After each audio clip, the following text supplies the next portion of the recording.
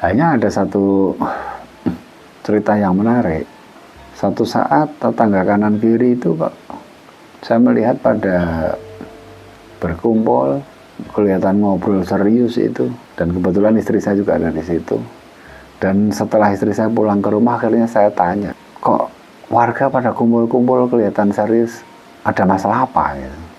Saya bertanya ke istri, dan dijawab, itu tetangga pada cerita katanya sudah beberapa hari ini selalu kehilangan uang.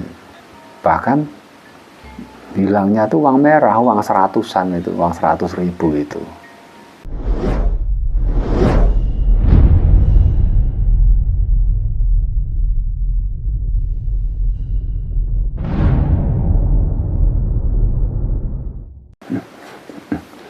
Assalamualaikum warahmatullahi wabarakatuh. Sahabat penikmat kisah-kisah misterian, kita ketemu lagi pada episode yang berikutnya. Mudah-mudahan Anda masih setia dengan channel Om Yang Jagat, dan jangan lupa untuk like, subscribe, and share supaya channel ini bisa berkembang dan selalu bisa menyajikan konten-konten naratif yang menarik dan semoga bisa menjadi hiburan untuk kita semua.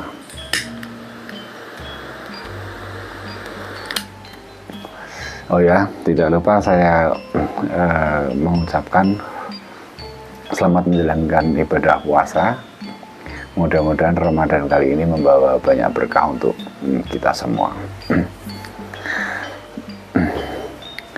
Sahabat-sahabat Om Yang Jagat, pada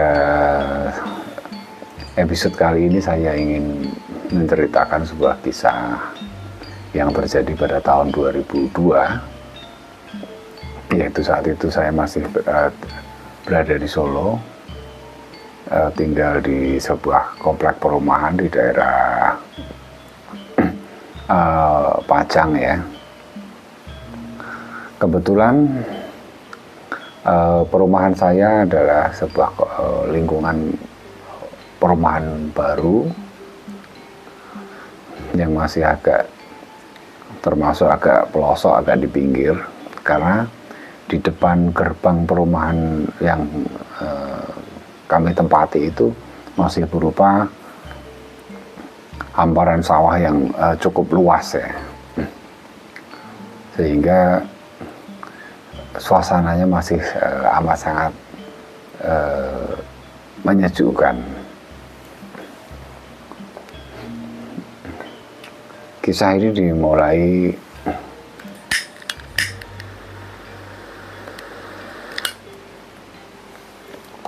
di mana pada suatu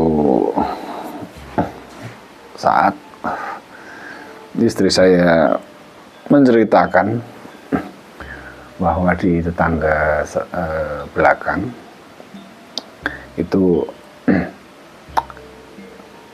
banyak bapak-bapak dan ibu-ibu yang agak sedikit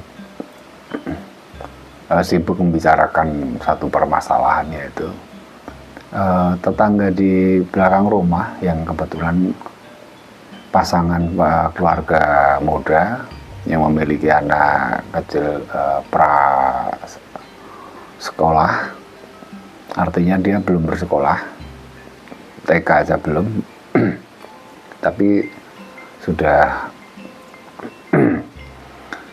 besar ya. Ceritanya pada waktu itu yang disampaikan istri saya kepada saya adalah pada suatu saat bapak dari anak kecil yang masih usia prasekolah itu, si bapak itu ketika pagi itu di rumah, dia penasaran karena mendengarkan anaknya yang masih kecil itu seolah-olah ngobrol dan berbincang-bincang di dalam kamarnya. Padahal yang sepengetahuan bapaknya saat itu di rumah hanya ada dia dan anaknya saja. Sehingga sang bapak itu berjalan menuju ke kamarnya untuk mencari tahu si anaknya ngobrol dengan siapa gitu. Setelah bapak itu menengokkan wajahnya ke pintu kamar itu, matanya memandang di semua sudut kamar, yang nampak hanya ada anaknya sendiri yang sedang bermain di kamar itu. Lalu sang bapak menanyakan kepada anaknya itu,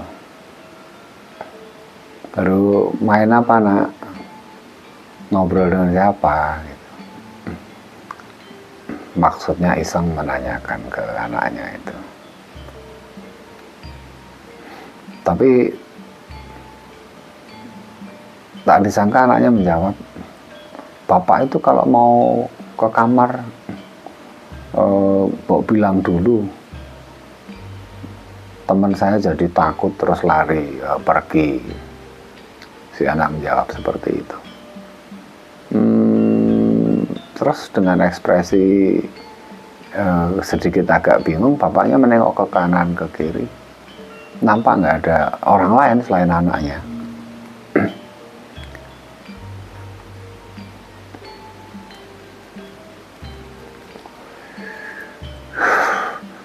Karena berpikir mungkin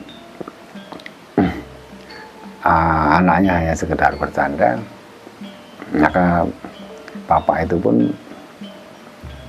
beranjak dari tempat dan kembali ke depan ya, seolah tidak terjadi apa-apa.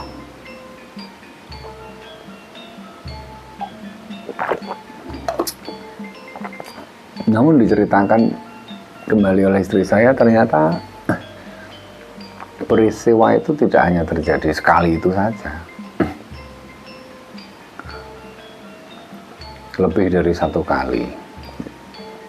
Bapaknya sering mendengar anaknya ngobrol dengan seseorang di kamar, dan ketika bapak itu mengendap-endap, jadi mungkin berjinjit supaya tidak menimbulkan suara langkah kakinya, mendekat ke kamar anaknya lagi. Dengan pelan bapak itu menengok ke dalam kamar. Dan sang bapak ini tadi kembali tidak mendapati siapapun di kamar itu kecuali anaknya sendiri yang sedang bermain mainan itu.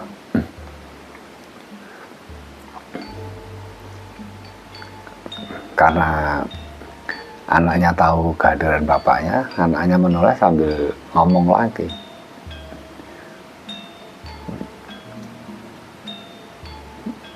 "Bapak kesini bikin teman saya takut jadi lari."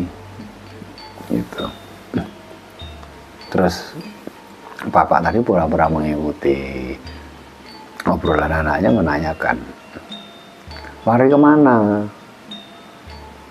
Anaknya sambil tetap main, tangannya menunjuk ke arah jendela. Lalu bapak itu ceritanya melihat ke arah jendela, orang jendelanya terkunci. Artinya andai kata ada anak lari keluar, tentu jendelanya posisinya akan terbuka ya, karena jarak waktu dari bapak itu mendengar dan melangkah ke kamar itu cukup hanya dalam hitungan detik saja, sehingga aktivitas lari dari ruangan itu keluar lewat jendela sekalipun tidak akan luput dari pandangan, pasti akan terlihat meskipun hanya sekilas. Tapi karena tidak mau memperpanjang pertanyaan pada hari itu, sang bapak akhirnya kembali meninggalkan kamar itu dan pergi keluar.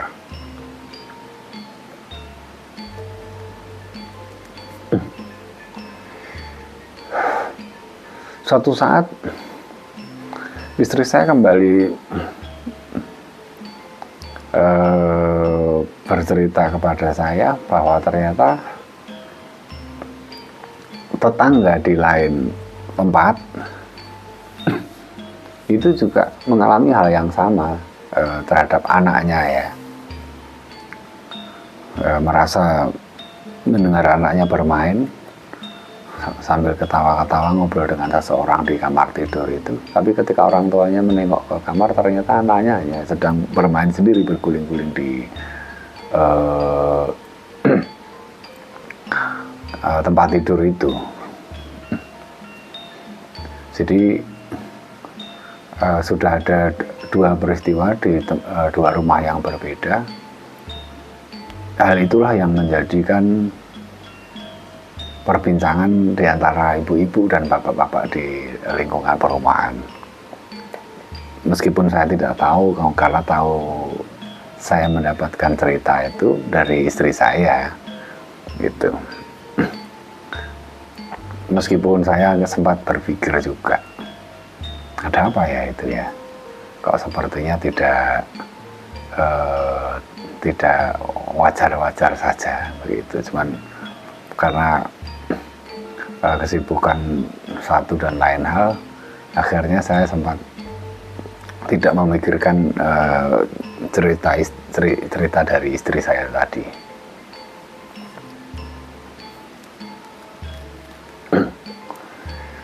Namun saya cukup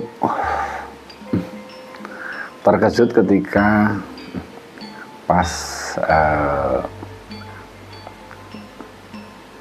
ada di acara kumpulan RT, acara kumpulan bapak-bapak di lingkungan perumahan yang diadakan 1 bulan sekali. Setelah acara kegiatan rutin itu selesai, dilanjut acara warna sari dan ngobrol-ngobrol bebas, saya mendengar bahwa bapak-bapak itu membicarakan satu kejadian aneh.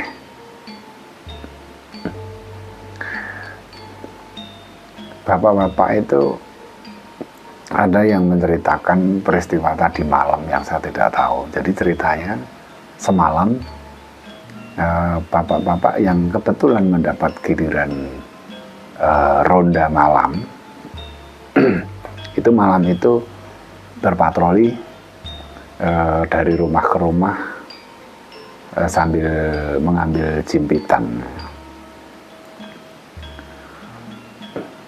berjalan berkeliling mengitari perumahan sambil mengambil jimpitan itu. Dan ceritanya malam itu setelah selesai mengambil jimpitan, bapak-bapak tidak langsung pulang, tapi mereka pada nongkrong di pos ronda ya.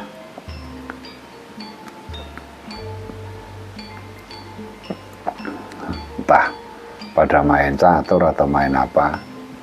Malam itu ceritanya setelah ronda dilanjutkan acara nongkrong kongko di pos ronda itu. Namun yang dibahas bapak-bapak itu adalah pada malam itu tiba-tiba ada bapak-bapak meneriakkan sesuatu sambil menunjuk ke atas genteng di atap pos ronda itu dan mengajak bapak-bapak yang lain untuk lari pulang. Dan akhirnya bapak-bapak yang jaga malam di pos ronda itu pada berlarian itu. Diceritakan oleh salah satu warga pada waktu itu,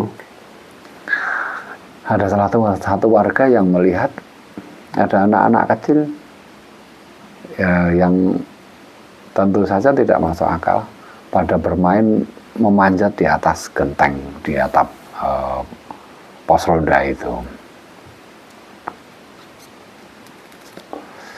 Lebih dari satu, banyaklah intinya anak-anak pada bermain memanjat itu. Hal itulah yang tentu saja secara spontan bapak-bapak itu sudah berasumsi negatif bahwa ini tidak wajar, dan akhirnya pada berlarian pulang.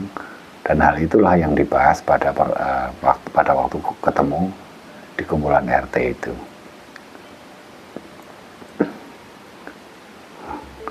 Sepulang dari acara kumpulan rutin bulanan, saya pulang dan di perjalanan saya sedikit terusik dengan cerita yang tadi disampaikan pada waktu kumpulan RT. Saya menganggap ini kayaknya sudah menunjukkan gejala yang tidak baik ini. Cuma saya juga nggak tahu harus memulai dari mana gitu menyikapinya. Lalu entah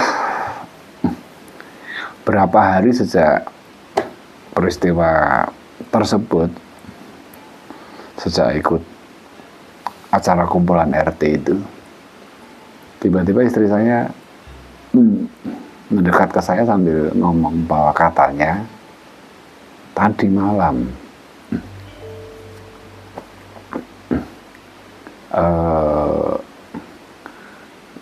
dilakukan ritual khusus. Jadi di salah satu komplek perumahan tempat kami tinggal itu, di salah satu rumah ujung sebelah barat selatan, itu ada salah satu warga yang berasal dari Bekasi. Kalau tidak salah ingat namanya Pak Hanafi ya, kalau tidak salah ingat. Ceritanya Pak Hanafi ini selain seorang ustadz, beliau juga punya kemampuan lebih. Selain indera keenam, beliau juga punya kemampuan spiritual. Seperti itu yang disampaikan oleh warga. Jadi tadi malam dilakukan sebuah ritual, yaitu mengundang dan mengumpulkan apa yang dianggap tuyul itu. Tuyul-tuyul itu jadi ditangkapi dan dimasukkan ke dalam botol, lalu di larung atau di botol itu lalu dibuang ke sungai yang mengarah ke laut selatan ya. Saya tidak tahu persis ceritanya seperti apa, tapi yang disampaikan istri saya seperti itu, karena menyikapi situasi yang cukup serius ya yang terjadi di komplek perumahan kami. Dan saya pun jadi, ternyata sampai jauh itu ya kisah itu dan kelanjutannya, sehingga sampai dilakukan ritual seperti itu. Kembali, meskipun saya sedikit terusik dengan cerita itu, tapi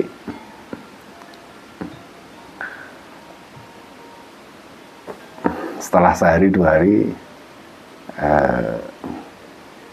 kisah itu terlupakan dan saya tidak memikirkan lagi.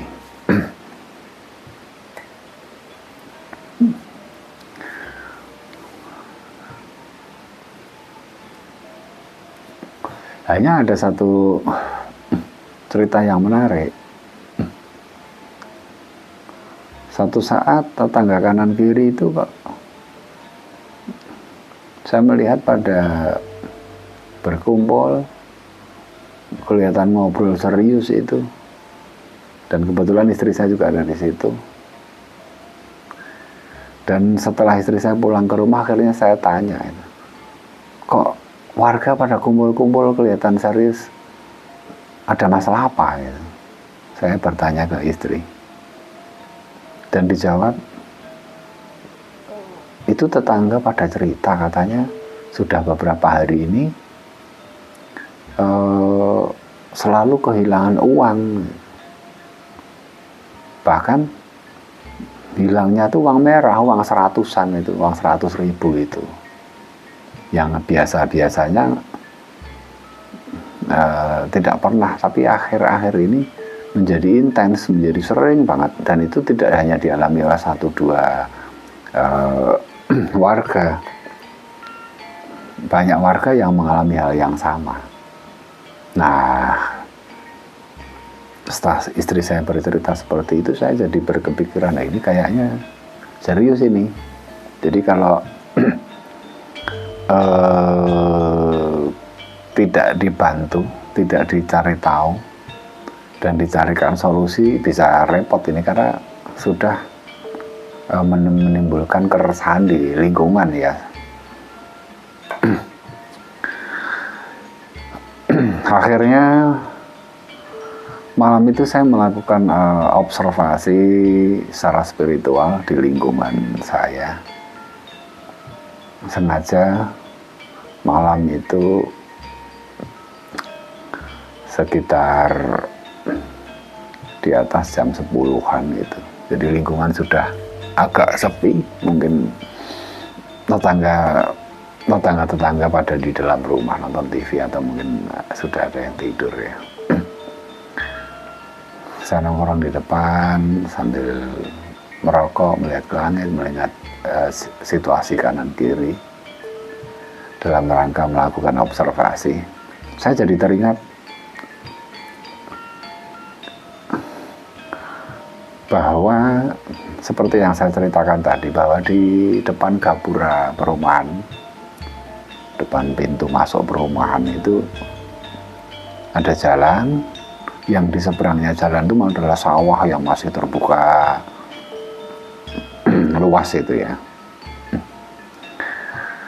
Yang saya ingat dalam bulan-bulan ini pemerintah mengadakan program pengaspalan jalan.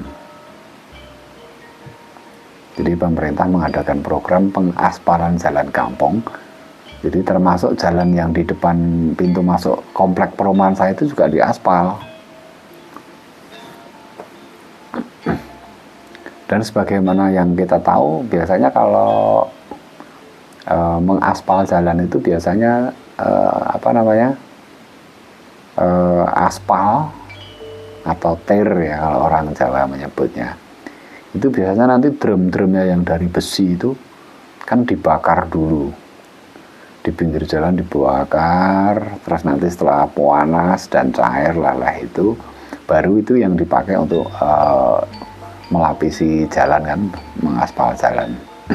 Nah pada waktu itu ternyata pemerintah setempat itu memiliki kebijakan, yaitu pohon, kan di sepanjang jalan itu banyak pohon randu tua, banyak sekali yang udah gede-gede, udah tinggi-tinggi itu. Dengan pertimbangan satu dan lain hal, randu-randu itu dipotong dan kayu-kayunya itu dimanfaatkan untuk sebagai bahan bakar membakar aspal itu. Dan di sepanjang jalan itu sebagai gantinya ditanam pohon-pohon baru, pohon-pohon akasia dan semacamnya itu, untuk menggantikan pohon randu yang sudah ditebang tadi. Nah,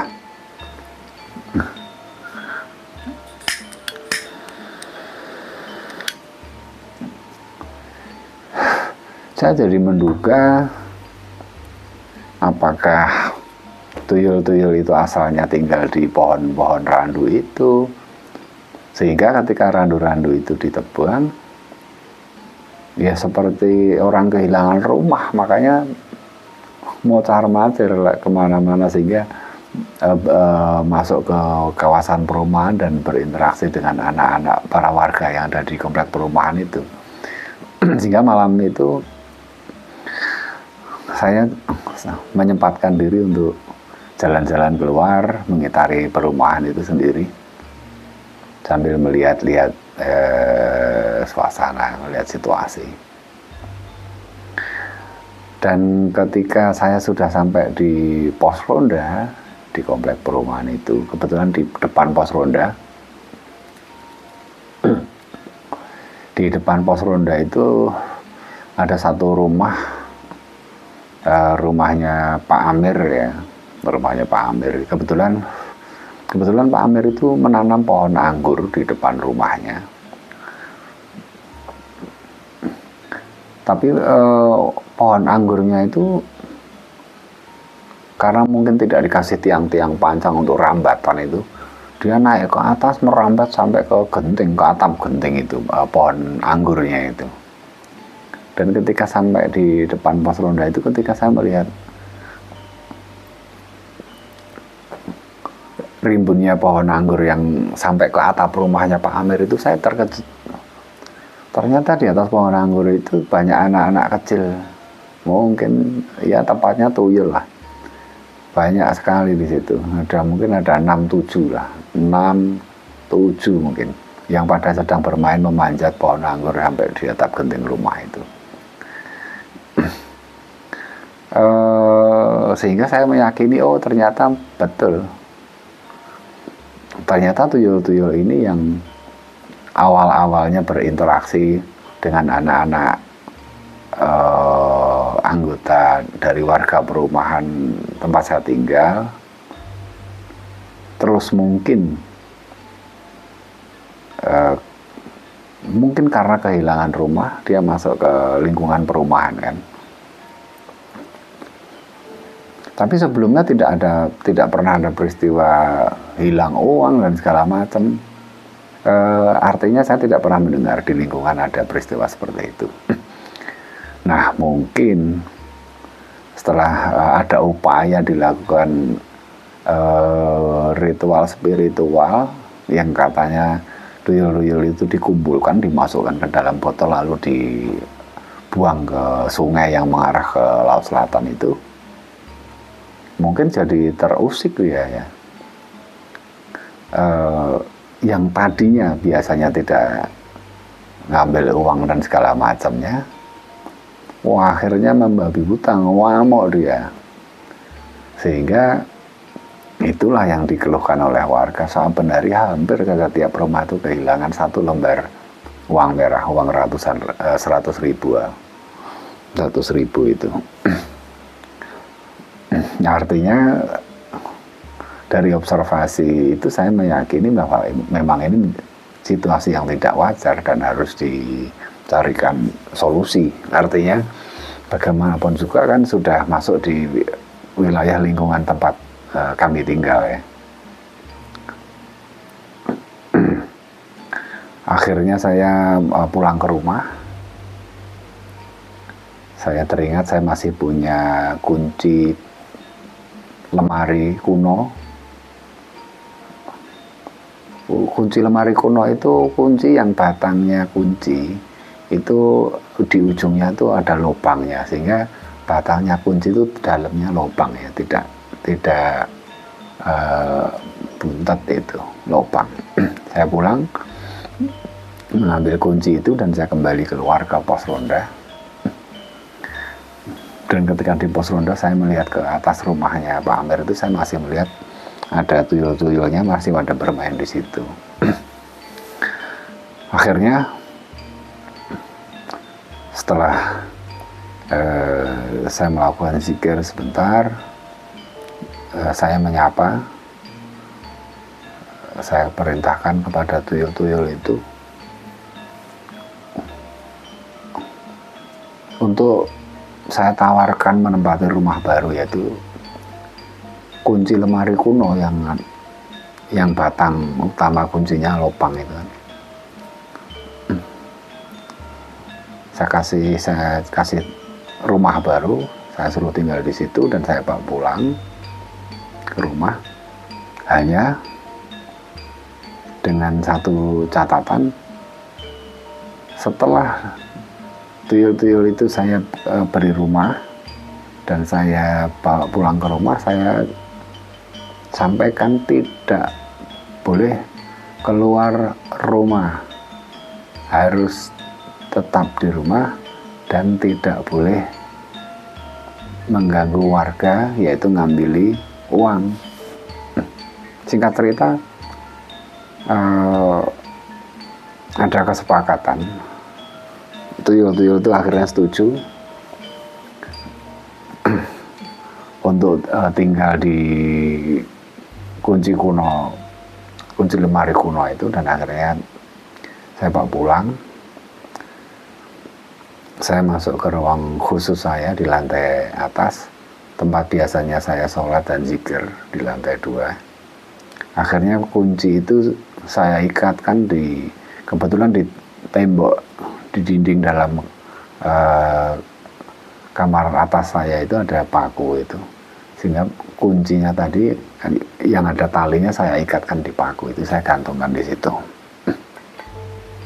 Dan alhamdulillah sejak itu sudah tidak ada peristiwa aneh-aneh lagi, dan saya pun sudah tidak mendengar ada keluhan dari tetangga di sekitar soal kehilangan uang. Dan cerita tentang tuyul itu pun akhirnya selesai.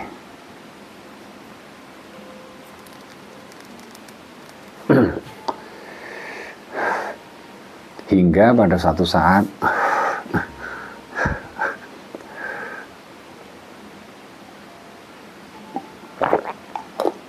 seorang teman, yaitu seorang ustadz, dan dia juga seorang pelaku spiritual, kebetulan mampir ke rumah. Kebetulan sudah lama tidak main ke rumah. Suatu saat dia itu mampir ke rumah dan ngobrol-ngobrol di ruang tamu. Setelah ngobrol bla bla bla bla sampai beberapa saat, tiba-tiba seolah teman saya yang ustadz itu tadi seolah-olah tiba-tiba terkejut dan berdiri, lalu keluar ke teras.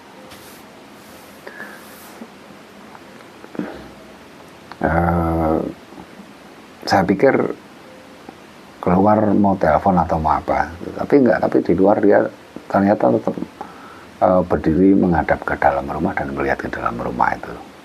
Pandangannya mengarah ke tangga yang mengarah ke lantai 2 di kamar atas saya. Lalu saya keluar dan tanpa curiga apa-apa pun saya bertanya itu, kenapa mas? Oh itu tadi saya lihat ada anak kecil turun dari tangga atas itu mas. Lalu saya terkejut, saya teringat, oh iya. Jadi mungkin tadi ada salah satu atau dua tuyul yang turun ke bawah dan terlihat oleh teman saya yang bisa ngelihat.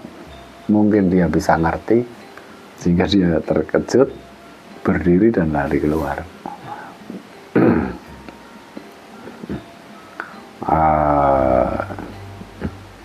Ya akhirnya kami berganti topik, ngobrol di teras di depan rumah itu, melanjutkan obrolan hingga malam itu teman saya berpamitan pulang.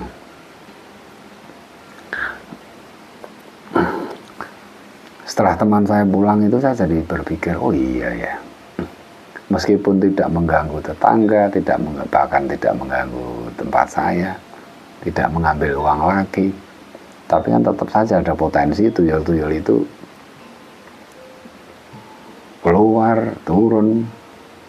Padahal saya sendiri juga punya anak kecil di rumah, sehingga saya berpikir bahwa sebaiknya kunci lemari kuno yang menjadi rumah tuyul-tuyul itu tadi, idealnya tidak ada di rumah, itu harus dikeluarkan. Cuman kalau mau dibuang kasihan gitu, nanti tuyul-tuyulnya gimana, terlantar. Singkat cerita, kebetulan suatu hari saya dapat tamu dari teman di Solo, ada 2 orang, dan kebetulan dia mengajak salah satu tamu dari Brunei Darussalam, ya, cuman saya lupa namanya, Joko atau siapa, lupa saya. Artinya teman saya datang berdua, dia mengajak teman yang berasal dari Brunei dan kebetulan sedang mondok atau sekolah di Solo, ya. Kebetulan mampir ke rumah itu. Dan akhirnya kami ngobrol panjang lebar dan segala macam, sehingga obrolan kami sempat menyinggung soal hal-hal yang berbau-bau gaib. Ketika sedang asik berbicara soal hal-hal seperti itu, tanpa sengaja saya menceritakan kronologis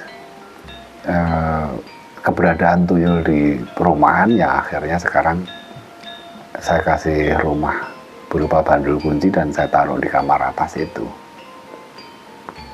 Saya ceritakan kronologis dari awalnya hingga akhirnya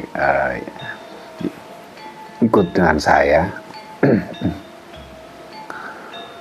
Saya dikejutkan dengan spontan, teman yang dari Brunei itu nyeletuk ke saya, itu mau dikasihkan ke saya saja Pak. Saya ajaknya, tak bawanya pulang ke Brunei gitu.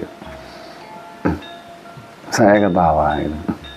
Emang serius? Saya bilang, serius apa enggak? Kalau serius enggak apa-apa gitu. Teman yang dari Brunei itu dengan wajah yang serius, dia berbicara, iya serius Pak.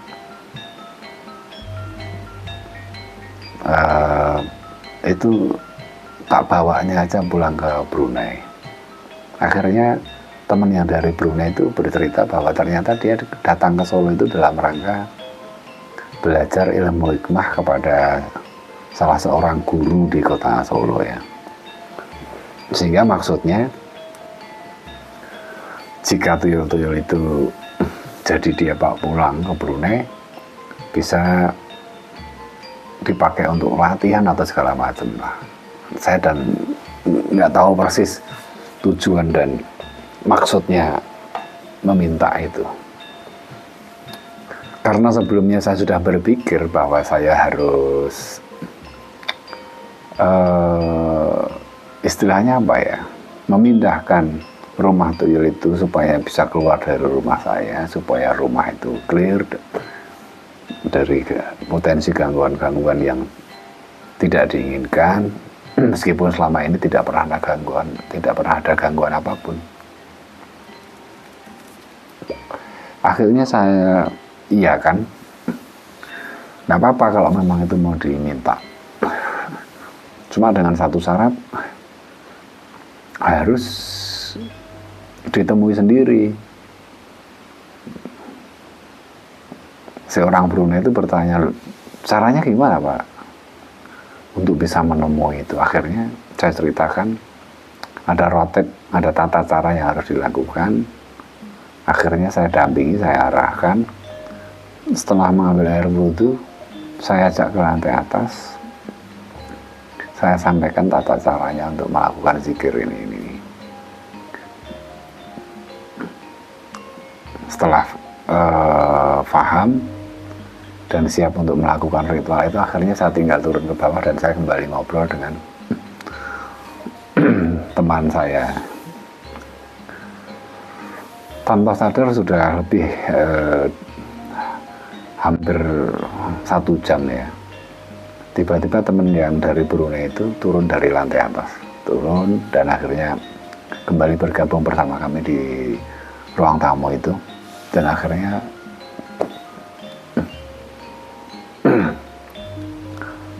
setelah saya tanya, dia menjawab, saya sudah ketemu dengan tuyul-tuyul itu Pak. Oh ya? Terus dia melanjutkan, dan intinya mau saya ajak pulang ke Brunei, mau kalau saya buatkan rumah baru. Akhirnya saya sampaikan satu hal kepada tamu yang dari Brunei itu. Ini ijab kabulnya adalah saya penuhi permintaannya yang dia minta tuyul-tuyul itu untuk dibawa pulang ke Brunei. Cuma saya memberikan satu syarat. Apa syarat itu? Syarat itu saya sampaikan. Satu syarat itu adalah jangan pernah sekali-sekali bermain-main dengan tuyul itu untuk mencoba demi kepentingan apapun untuk disuruh mencuri uang, meskipun itu hanya dalam rangka untuk uji coba.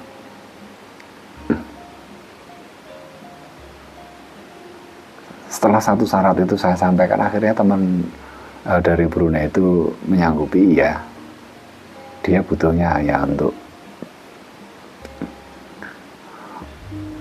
latihan ilmu hikmah saja, latihan spiritual, entah untuk latihan nerawang apa-apa, saya kurang begitu menanggapi. Dan akhirnya malam itu tanpa terasa sudah menunjukkan jam 2 pagi itu. Akhirnya tamu yang dari Brunei dan teman yang dari Solo itu berpamitan pulang, dan tentunya kunci lemari kuno yang berisi 7 tuyul itu saya serahkan. Jadi ijab kabulnya selesai malam itu, dan saya merasa lega karena rumah sudah bersih dari anasir-anasir yang berpotensi tidak baik. Meskipun selama tuyul-tuyul itu ada di rumah juga tidak pernah mengganggu warga sekitar, apalagi mengganggu keluarga saya. Jadi kisah itu cukup berkesan dan cukup menarik, sehingga andai kata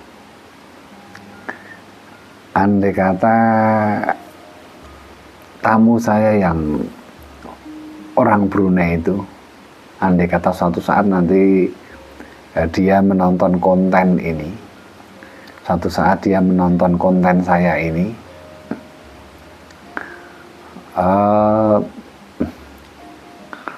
tolong saya ditinggali nomor HP-nya di komentar. Jadi tolong, andai kata teman saya yang di Brunei itu mendengar cerita ini dan dia paham bahwa dialah orangnya, karena saya juga lupa nomor telepon, udah nggak punya, tolong tuliskan nomor teleponnya di kolom komentar.